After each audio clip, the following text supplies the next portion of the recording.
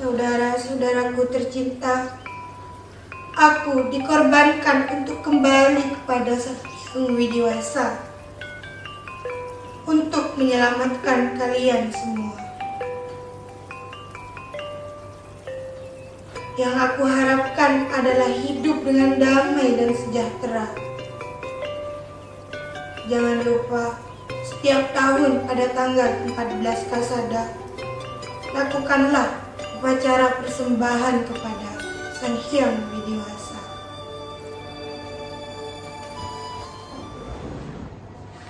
Halo teman-teman semua, saya Nadia Humayroh, biasa dipanggil Nadia.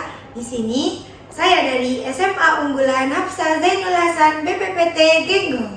Saya akan membawakan dongeng yang berasal dari Probolinggo, tepatnya di Gunung Bromo, yang berjudul Kisah Suku Tengger.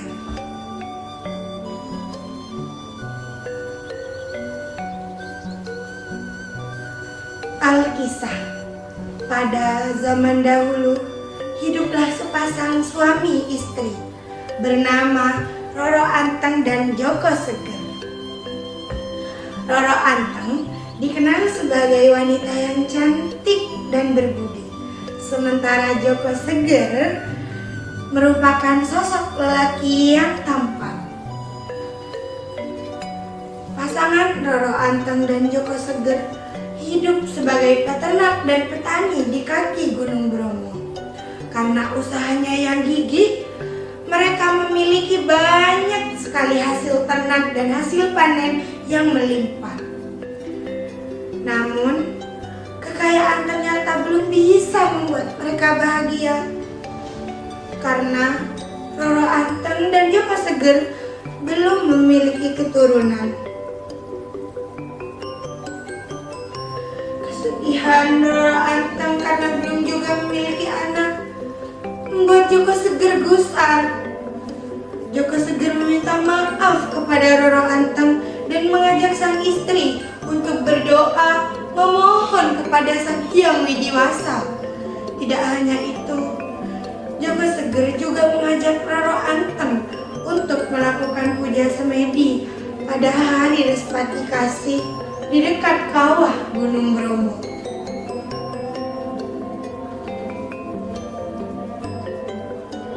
Pada hari yang telah ditentukan, Roro Anteng dan Joko Seger pun berangkat dan melakukan puja semedi dalam keheningan.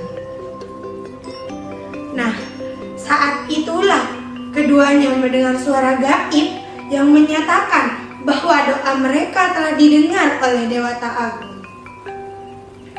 Dikatakan Roro Anteng akan segera mengandung dan melahirkan anak. Tidak hanya seorang, melainkan 25 orang anak laki-laki. Namun, hal itu diberikan dengan satu syarat, yaitu anak terakhir mereka harus dikorbankan kembali kepada Dewata Agung ke dalam kawah Gunung Bromo. Tanpa berpikir panjang, baik Roro Anteng maupun Joko Seger menyanggupi persyaratan yang diagukan oleh Dewata Agung. Dengan hati yang sangat sumingra dan senang, Roro Anteng dan Joko Seger meninggalkan tempat persemedian mereka ke kawah Gunung Bromo untuk menagih janji Sang Dewata Agung. Singkat cerita, sesuai janji yang diucapkan Dewata Agung, maka Roro Anteng dan Joko Seger pun mulai dikaruniai keturunan. Mulai dari anak pertama hingga anak terakhir. Akhirnya terlahirlah anak yang ke-25. Nah, anak ke-25, yakni anak bungsu Roro Anteng dan Joko Seger ini, mereka beri nama Kusumo, yang artinya bunga. Kusumo tak hanya melengkapi kebahagiaan keluarga tersebut, namun Kusumo juga dikaruniai rupa yang perangai yang rupawan. Tak hanya rupawan, Kusumo adalah anak yang ramah, murah hati, pekerja keras, patuh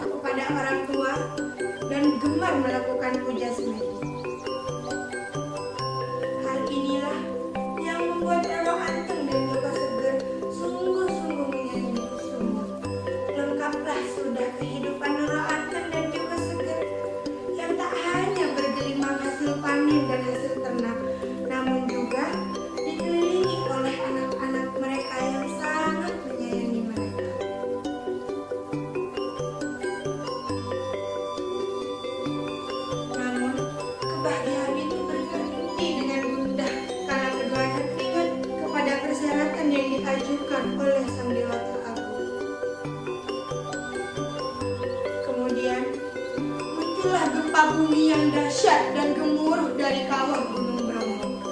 Tak lama, terlihat percikan api yang menyala-nyala sangat menakutkan. Di tengah situasi tersebut, terdengar suara Dewata Agung yang menagih janji kepada kedua pasangan tersebut. Roro Anteng yang sangat menyayangi Kusumo memohon kepada Dewata Agung agar dapat mengganti pengorbanannya dengan hasil bumi dan hasil ternak yang mereka miliki. Sayangnya, Dewata Agung menolak hal tersebut.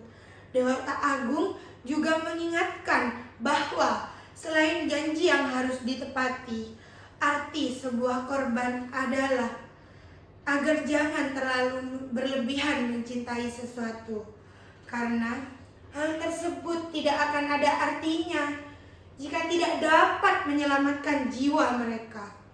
Mendengar hal itu, Roro Anteng dan Joko Seger hanya bisa pasrah dan mencoba untuk menerima kenyataan tersebut. Diam-diam, ternyata Kusumo mendengar pembicaraan dari kedua orang tuanya. Dan Kusumo pun menghibur kedua orang tuanya dengan berkata bahwa dirinya mau melakukan pengorbanan sebagai jalan untuk menempuh hidup abadi yang nirwana.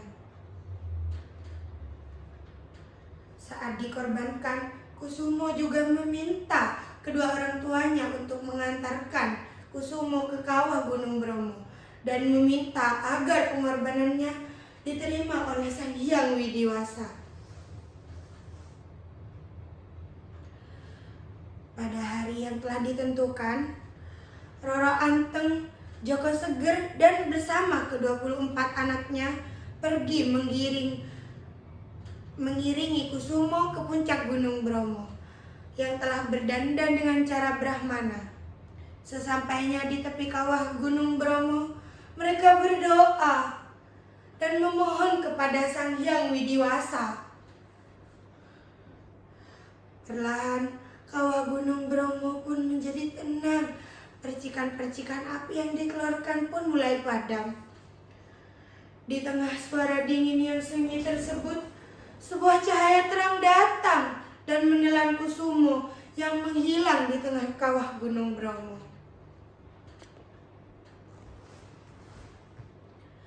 Roro Anteng dan Joko Seger bersama anak-anaknya kaget melihat hal itu dan segera melantunkan pujian kepada Sang Hyang Widiwasa. Di sela-sela pujian, terdengar suara Kusumo yang mengucapkan selamat tinggal. Selain itu, Kusumo juga berpesan agar mengenang kejadian ini dengan melakukan pengorbanan dan menyerahkan hasil bumi mereka setiap tahun. Nah, pengorbanan yang dilakukan di bulan Kasada itu dilakukan agar mereka terlepas dari segala bahaya alam dan malapetaka. Ada juga labu sesaji yang kini dikenal sebagai upacara Kasodo. Sementara suku kata terakhir dari nama Roro Anteng dan Joko Seger konon menjadi asal muasal terjadinya dan terlahirnya suku Tengger yang kini berdiam di sekitar wilayah Gunung Bromo. Sekian yang bisa saya sampaikan. Mohon maaf apabila kesalahan kata dari dongeng tadi. Saya minta maaf yang sebesar-besarnya. Wassalamualaikum warahmatullahi wabarakatuh.